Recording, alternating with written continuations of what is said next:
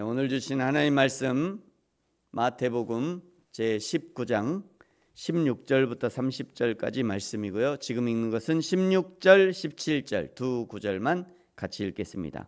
우리 16절, 17절 같이 천천히 읽겠습니다. 시작. 어떤 사람이 주께 와서 이르되 선생님이여 내가 무슨 선한 일을 하여야 영생을 얻으리이까? 예수께서 이르시되 어찌하여 선한 일을 내게 묻느냐? 선한 이는 오직 한 분이시니라. 내가 생명에 들어가려면 계명들을 지키라. 아멘. 19장의 상반절에서는 결혼과 이혼에 대한 교훈과 그리고 어린이를 어떻게 대할 것인가에 대해 말씀하셨고요.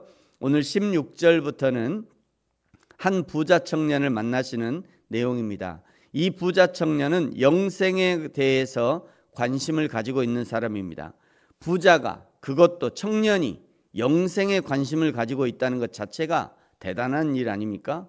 우리 부르심교회처럼 작은 교회만이 아니라 대한민국의 거의 모든 교회들이 청년들이 사라지고 있습니다. 물론 아이들을 많이 낳지 않은 이유도 있지만 적어도 먹고 사는 일은 걱정하지 않은 시대가 되었기 때문에 오히려 영적인 일에 관심이 줄어드는 것은 아닌가 생각합니다. 먹고 사는 일, 이것은 생명과 직결되는 문제이죠.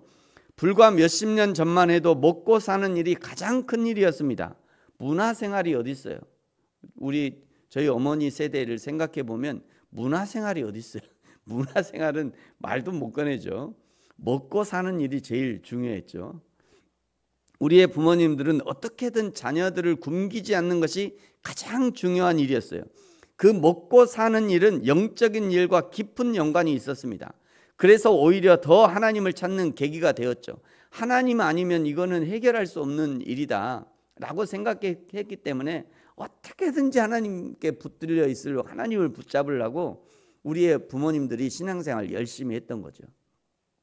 그러나 지금은요, 먹고 사는 일은 걱정할 일이 없어요.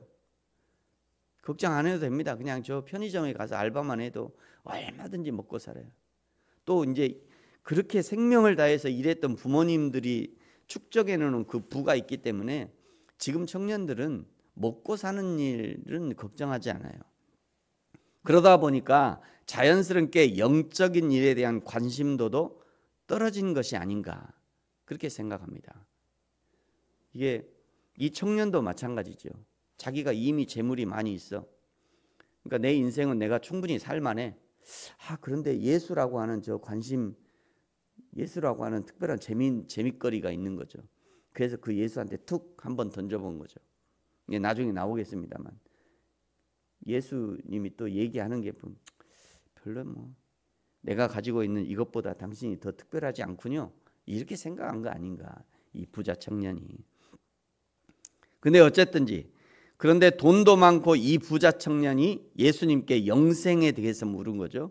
아마 예수님도 깜짝 놀라셨을 것 같아요. 그래서 예수님이 이 젊은이와 대화를 시작합니다. 17절에 보시면요, 선한 분은 오직 한 분 여호와 하나님이시다. 생명에 들어가려면 계명들을 지켜야 된다. 18절 젊은이가 어떤 계명을 지켜야 합니까? 묻자 예수님이 10계명의 말씀을 들려줍니다. 그러자 20절에 이 청년이 이 모든 계명, 즉 10계명의 계명은 내가 어려서부터 철저하게 지킨 것들입니다. 다른 것은 없습니까? 그러자 예수님이 21절에 이 청년의 아주 치명적인 약점을 한 가지 지적합니다. 우리 21절은 같이 한번 읽겠습니다. 시작.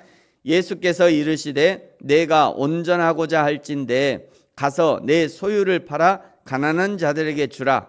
그리하면 하늘에서 보화가 내게 있으리라. 그리고 와서 나를 따르라 하시니. 아멘. 이 예수님의 말씀을 듣고 22절에 이 청년이 재물이 많음으로 근심하여 예수님 곁에서 사라지게 됩니다. 그리고 23절부터 이제 30절까지가 이 청년의 이야기를 통해 제자들에게 교훈하시는 내용이죠. 왜 21절의 말씀이 이 청년에게 근심거리가 되었을까? 이 청년은 이미 10계명의 말씀도 다 지켰다고 당당하게 대답했는데 왜 내 소유를 팔아서 가난한 자들에게 주는 이 일이 걸림이 되었을까? 이 청년이 부자가 되는 과정에서 문제가 있었다는 것을 짐작해 볼 수 있습니다. 또 자신의 부를 유지하는 과정에서도 문제가 있었다는 것을 짐작해 볼 수 있도록, 자기가 지금 얘기했죠. 나는 십계명 다 지켰다라고 얘기를 했는데 그 다음에 바로 예수님의 말씀을 듣고 보니 나는 다 지켰다고 했는데 그게 아니었구나. 순간 깨닫게 된 거예요. 하나님의 계명을 다 지켰다고 당당하게 대답은 했는데 하늘에 있는 것이나 땅에 있는 것이나 그 어떤 형상도 만들지 말고 절하지 말라고 이 계명에 말씀하셨는데 21절에 예수님의 말씀을 듣고 보니 내가 물질이 우상이었구나. 순간 깨닫게 된 거예요. 그 순간에 예수님 말씀하시는 순간 내가 가지고 있는 이 물질이 나에게 우상이었구나. 여호와의 이름을 망령되이 부르지 말라 했는데 거래하다가 사업하다가 내가 하나님 믿는 사람인데 이 정도는 우리 하나님도 눈 감아주시지 했던 일들도 생각이 나고, 때로는 중요한 거래를 위해서 안식일도 한두 번 지키지 못하고, 자신은 어려서부터 십계명을 철저하게 지켰다고 대답은 했지만 그런데 예수님의 말씀을 듣고 보니 그렇게 살지 못했던 자신의 모습이 생각났던 거죠. 그래서 조용히 예수님의 곁을 떠나버린 것입니다. 여러분, 이런 것을 은혜라고 말하는 거죠. 하나님의 말씀 앞에 자신을 정직하게 보게 되는 것이죠. 자신의 모습이 보여질 때 그때가 은혜를 받을 만한 때요, 구원의 때인데, 그런데 그 중요한 시간에 조용히 예수님의 곁을 떠나버리는 거죠. 개인적으로 성경에 있는 모든 사건 중에 가장 안타까운 장면이라 생각합니다. 차라리 이 청년 그 자리에서 납작 엎드려서 주여 내가 죄인입니다. 나를 떠나소서, 나를 용서해 주십시오. 차라리 나를 좀 죽여주십시오. 제가 죽을 죄인입니다. 그랬다면 예수님의 죄 용서의 은혜도 받고 역사의 길이 남을 예수님의 13번째 제자가 되는 영광을 누렸을지도 모를 일입니다. 그러나 이 청년의 결정은 조용히 예수님의 곁을 떠나는 것이죠. 우리도 신앙생활을 하다가 위로받으러 교회에 왔다가 오히려 책망과 상처를 받는 경우가 있습니다. 그날따라 내가 잘못한 부분을 콕콕 집어서 설교를 하는 경우가 있죠. 그렇지 않아도 힘든데 십자가를 져라, 견뎌라, 인내해라, 용서해라, 헌신해라. 아니, 그런 설교 들으러 온 것이 아니라 하나님의 위로를 받으러 왔다니까요. 그때 어떻게 해야 되는가? 그냥 조용히 이 교회 끊고 다른 데로 이렇게 대한민국 교회 많은데 뭐 이 교회 끊고 이제 다른 교회를 이렇게 그렇게 해야 되나? 가장 좋은 방법은요, 그 자리에 남아서 그 자리에 납작 엎드리는 겁니다. 하나님의 말씀이 무조건 옳습니다. 하나님의 말씀대로 살지 못하는 나를 용서해 주십시오. 하나님, 내가 하나님의 뜻대로 살 힘이 없습니다. 주여 나를 불쌍히 여기시고 나에게 성령의 힘과 능력을 주셔서 하나님의 뜻대로 살게 해주십시오. 도망갈 것이 아니라 이렇게 기도하고 하나님 앞에 엎드려야 되는 거죠. 우리의 부모님의 시대는 도망갈 데가 없었어요. 가만 보면 부모님 시대는 도망갈 데가 없었어요. 물론 교회도 많지 않았고 지금처럼 무슨 스마트폰이 있었습니까? 컴퓨터가 있었습니까? 방송이 있었습니까? 기껏해 하나님의 말씀 들으려면 교회 갈 수밖에 없었어요. 가만 생각해 보면 도망갈 데가 없는 것이 은혜다 생각이 들어요. 도망갈 데라고는 예수님 품밖에 없었던 거죠. 그래서 우리의 부모님 시대는 목사님한테 가서 혼이 나더라도 내가 그 밑에 가서 그러다 보면 또 은혜가 되고 은혜를 받고 어떻게든지 내가 하나님을 붙들고 십자가를 붙들고 나는 주님 도망갈 데가 없습니다. 하나님 외에는 제가 희망이 없습니다. 주님 말씀 외에 제가 없습니다. 제가 주님 차라리 제가 교회 하나님 말씀 앞에서 제가 차라리 나를 죽여주십시오. 막 이런 신앙의 자세가 없다면 30절에 말씀하시죠. 먼저 된 자로서 나중되는 일이 벌어지는 겁니다. 물론 하나님의 구원은 탈락 없습니다. 하나님은 탈락하지 않습니다. 그런데 예를 들면 하나님이 이렇게 내 손을 꽉 잡고 있는데 하나님은 절대 놓지 않아요. 그런데 내가 가끔 이게 놨나?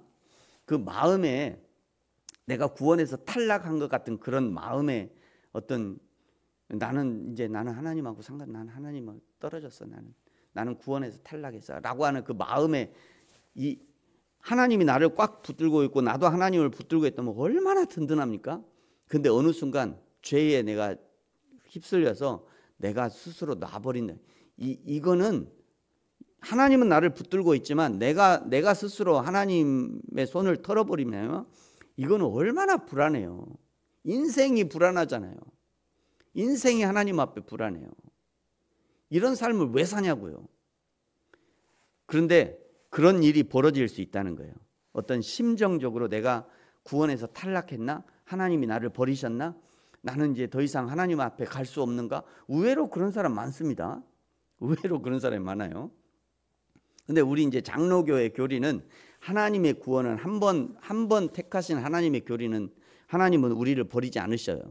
그런데 심정적인 마치 탈락한 것 같은, 내가 더 이상 하나님을 붙들 수 없을 것 같은, 하나님이 나를 버리신 것 같은, 자기가 자기 손을 놓고는 하나님이 나를 버리셨다 이러고 있는 거예요. 이런 거는 있을 수 있어요. 그게 우리 장로교 교리입니다. 근데 30절의 말씀이 그런 말씀인 것 같아요. 먼저 된 자로서 나중된다. 먼저 앞서가다가 이제 두 번째, 세 번째로 점점 밀려가는 거죠. 두 번째, 세 번째, 네 번째 쭉 30등, 40등, 80등 막 쭉 밀려가는. 그러나 하나님 옳습니다. 어렵지만 그래도 내가 하나님의 뜻대로 살겠습니다. 하나님 앞에 납작 엎드려서 주여 나에게 은혜를 베풀어 주십시오. 나를 구원해 주십시오. 이런 사람은 나중된 자로서 먼저 되는 기적이 일어나는 거죠. 이것이 저와 여러분의 신앙이어야 합니다. 사랑하는 성도 여러분, 오늘 이제 19장에서는 베레아 지역에서 만난 부자 청년, 예수님의 말씀을 듣고 조용히 사라진 부자 청년이 아니라 납작 엎드려서 예수님의 제자의 사명을 감당하는 저와 여러분 되어지기를 예수님의 이름으로 축복합니다.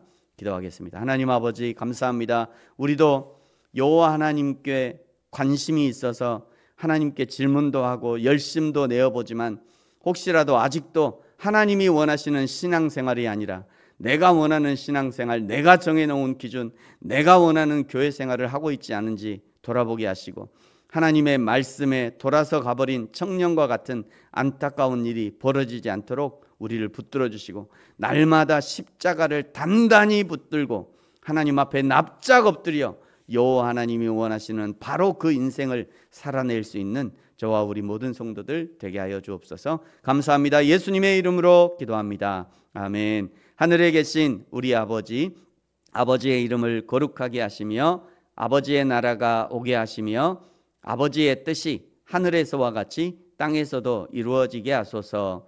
오늘 우리에게 일용할 양식을 주시고 우리가 우리에게 잘못한 사람을 용서하여 준 것 같이 우리 죄를 용서하여 주시고 우리를 시험에 빠지지 않게 하시고 악에서 구하소서. 나라와 권능과 영광이 영원히 아버지의 것입니다. 아멘.